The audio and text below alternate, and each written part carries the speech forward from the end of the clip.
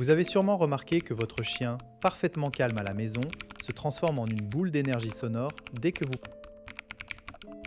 passez le portail de la voiture. Il aboie, saute, halète, vous ignore complètement. Vous avez tout essayé, crier, le rassurer, lui donner des jouets, baisser la vitre, rien ne marche. Et vous vous demandez pourquoi, alors que vous êtes le meilleur ami de votre chien, il devient soudainement un étranger hystérique dans cet espace clos. Ce n'est pas de votre faute. La science, et notamment les travaux de Patricia McConnell sur la communication animale, montrent que les chiens ne perçoivent pas la voiture comme un simple moyen de transport. Pour eux, c'est une machine en mouvement qui déclenche 1 million de stimuli sensoriels, vibrations, bruits, odeurs qui défilent, sensations de vitesse.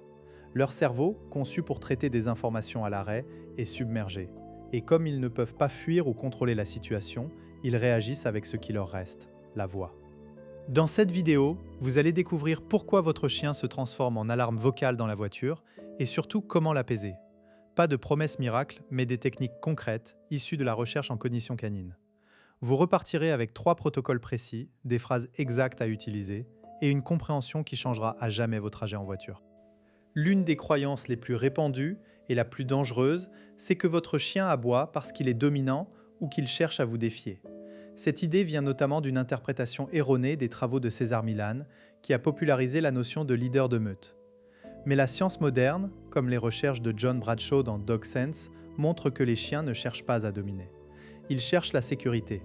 Aboyer dans la voiture n'est pas un acte de rébellion, c'est un cri de détresse. Pire encore, si vous croyez à cette fausse domination, vous risquez de punir votre chien pour un comportement qu'il ne peut pas contrôler. Vous pourriez crier, le secouer ou utiliser un collier étrangleur, ce qui ne fera qu'augmenter son stress et empirer le problème. Vous cassez la confiance et votre voiture devient une prison sonore. La vraie raison pour laquelle votre chien aboie dans la voiture est bien plus subtile. C'est ce que les spécialistes appellent un conflit d'approche-évitement. Votre chien veut à la fois être proche de vous, car vous êtes sa base de sécurité, et s'éloigner de la source de stress, la voiture en mouvement. Il est coincé. Alors il aboie pour exprimer cette frustration, mais aussi pour tenter de contrôler l'environnement. Aboyer est une manière de dire « je suis là, fais attention, je ne suis pas à l'aise ».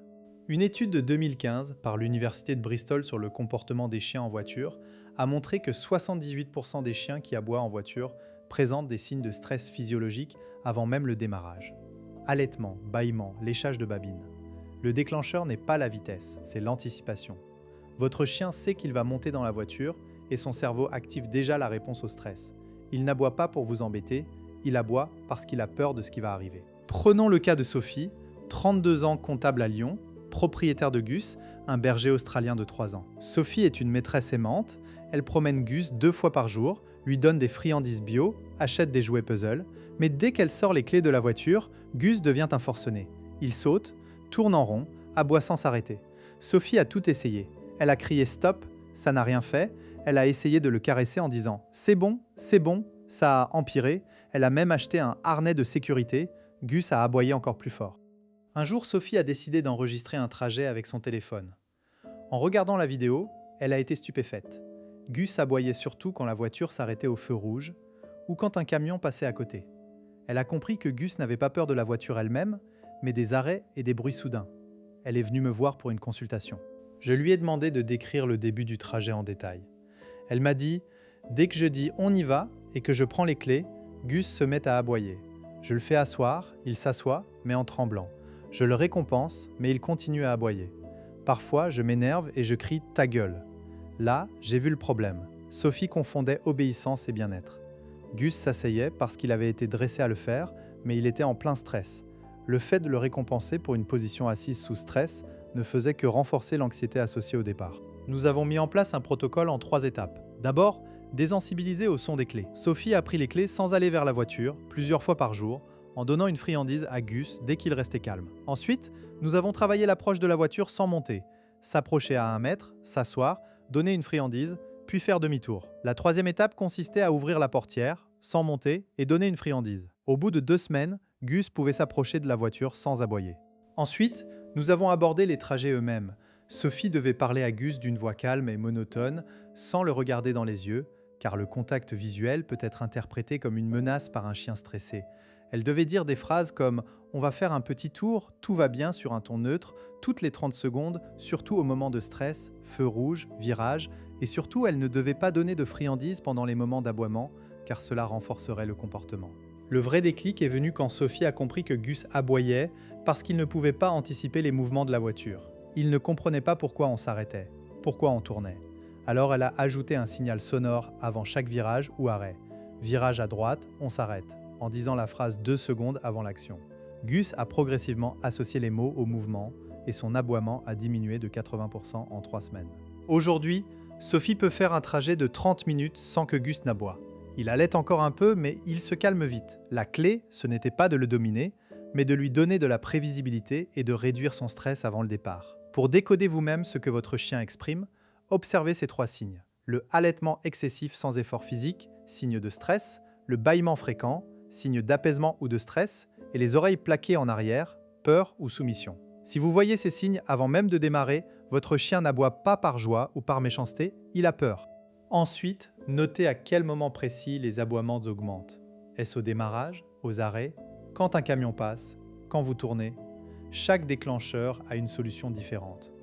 Les arrêts indiquent une peur de l'immobilité, les camions une sensibilité au bruit, les virages une difficulté avec les changements de direction. Si vous ne corrigez pas ce comportement, les conséquences vont bien au-delà des trajets désagréables. Premièrement, le stress chronique affaiblit le système immunitaire de votre chien. Il tombera plus malade. Deuxièmement, vous créez une association négative avec vous-même. Votre chien apprend que monter en voiture avec vous est source de peur. Troisièmement, vous vous mettez en danger. Un chien qui bouge sans cesse en voiture peut vous distraire et provoquer un accident. Selon une étude de l'assureur AXA, 30% des accidents de voiture impliquant un chien sont dus à un chien non attaché ou stressé. Voici maintenant 3 techniques que vous pouvez appliquer dès demain. Technique numéro 1, la désensibilisation en 3 phases. Phase 1, dans votre salon, prenez les clés de voiture et secouez-les légèrement. Donnez une friandise à votre chien dès qu'il reste calme. Répétez 10 fois. Phase 2, mettez votre manteau, prenez les clés et marchez vers la porte d'entrée sans sortir. Donnez une friandise si votre chien ne montre aucun signe de stress. Phase 3, sortez, approchez-vous de la voiture, mais n'ouvrez pas la portière. Donnez une friandise, faites demi-tour. Ces 3 phases doivent prendre au moins une semaine, ne brûlez pas les étapes. Technique numéro 2, le mantra de trajet. Avant de démarrer, dites à voix haute et calmement « Nous allons faire un trajet. Il y aura des arrêts, des virages, des bruits, tu es en sécurité. » Ensuite, pendant le trajet, utilisez des phrases de signalement. Par exemple, 2 secondes avant chaque virage, dites « virage à droite » ou « virage à gauche ». 2 secondes avant chaque arrêt, dites « on va s'arrêter ». Si votre chien aboie malgré tout, ne réagissez pas. Attendez qu'il se taise 1 seconde, puis dites « bien », « calme » et donnez une friandise uniquement à ce moment-là. Technique neuro, la fenêtre de tolérance. Avant le départ, promenez votre chien 10 minutes pour qu'il soit un peu fatigué. Un chien fatigué est moins réactif. Pendant le trajet, baissez légèrement la vitre arrière, pas la vitre avant, pour renouveler l'air et réduire l'odeur de confinement. Ne mettez pas de musique forte. Optez pour du silence ou des sons apaisants comme de la musique classique à faible volume. Une étude de l'université de Glasgow montre que la musique classique réduit le stress chez les chiens en chenil. Enfin, si votre chien aboie, ne pas s'arrêter immédiatement. S'arrêter alors qu'il aboie renforcerait l'idée que aboyer fait cesser le trajet. Attendez un moment de calme pour vous arrêter à un endroit sûr, puis repartez. Vous allez sans doute me dire « Mais si j'attends qu'il se taise, on va mettre des heures pour arriver. » C'est vrai. Les premiers trajets peuvent être plus longs, mais c'est un investissement. Une fois que votre chien aura compris que le calme mène à la destination, les trajets deviendront plus courts. Autre objection fréquente, mon chien n'a pas peur, il est excité de sortir. Vous avez vu comme il remue la queue? Attention, un chien qui remue la queue peut aussi être stressé. Observez la position de la queue. Si elle est haute et raide, c'est de l'excitation. Si elle est basse ou entre les pattes, c'est de la peur. Et surtout, un chien excité n'a pas les babines retroussées ou les oreilles en arrière. Si vous voyez ces signes, c'est du stress. Enfin, ne vous attendez pas à une guérison en un jour. Votre chien a peut-être appris à associer la voiture à du stress depuis des mois, voire des années. Il lui faudra du temps pour désapprendre. Soyez patient, suivez les techniques et vous verrez des progrès. Si après un mois il n'y a aucune amélioration, consultez un comportementaliste canin, certifié ou un vétérinaire spécialisé. Pour terminer, souvenez-vous, votre chien n'aboie pas contre vous, il aboie pour vous.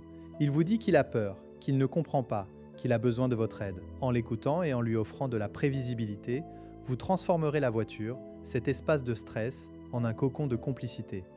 Vous ne serez plus jamais en retard à un rendez-vous à cause d'un chien hystérique.